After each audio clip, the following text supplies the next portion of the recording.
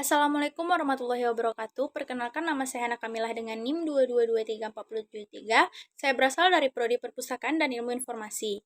Pada kali ini saya akan memenuhi tugas UAS saya dengan mata kuliah literatur anak dan remaja, yaitu membacakan sebuah dongeng Nusantara mengenai Nyi Roro Kidul yang penyusunnya Bambang Joko Susilo.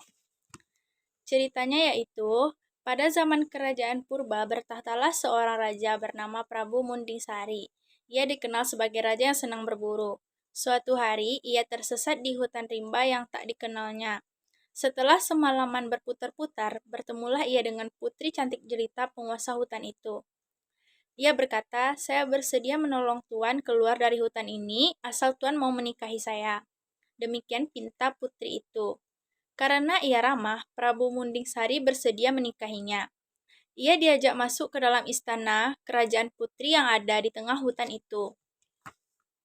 Setelah ia tinggal beberapa lama, Prabu Mundingsari merasa sudah waktunya kembali ke kerajaannya. Ia segera berpamitan pada istrinya.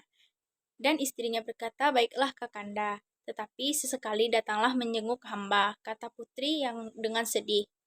Lalu diantarnya Prabu Mundingsari keluar dari hutan itu. Kepulangan sang Prabu disambut gembira oleh rakyat Pajajaran. Mereka mengira selama ini rajanya telah tewas dalam perburuan. Permaisuri dan seisi istana pun mengadakan pesta besar-besaran untuk menyambut kembalinya Prabu Mundingsari. Suatu malam, sang Prabu mendengar tangis bayi di luar. Didatanginya suara itu. Ternyata bayi itu tergeletak di pojok taman. Ketika beliau memungutnya, tiba-tiba muncul seorang wanita cantik yang amat dikenalnya. Dia adalah istrinya yang tinggal di hutan. "Kakanda Mundingsari, bayi ini anak kita. Dia kuserahkan kepadamu untuk dibesarkan di kalangan manusia. Sesungguhnya aku ini dari kalangan siluman," kata putri itu. Setelah menyerahkan bayi itu, putri itu menghilang. Baginda tercengang-cengang, namun ia segera melaksanakan amanah itu. Bayi tersebut dibesarkan di istana dan diberi nama Ratna Dewi Suwido. 18 tahun kemudian, Dewi Suwido tumbuh menjadi gadis cantik yang sukar dicari tandingannya. Banyak pangeran datang melamarnya. Hal ini membuat permaisuri tidak tenang, apalagi putrinya sendiri tidak secantik Dewi Suwido. Akhirnya permaisuri berniat jahat menyingkirkannya.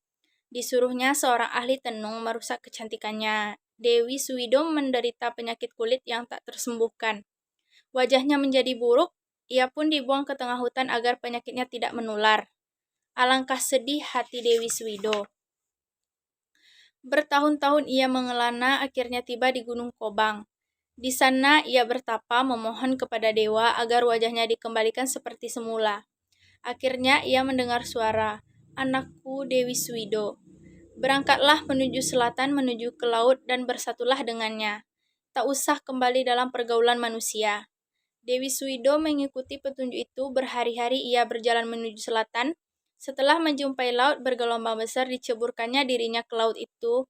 Ajaib, penyakitnya sembuh. Ia cantik kembali, bahkan lebih cantik dari sebelumnya.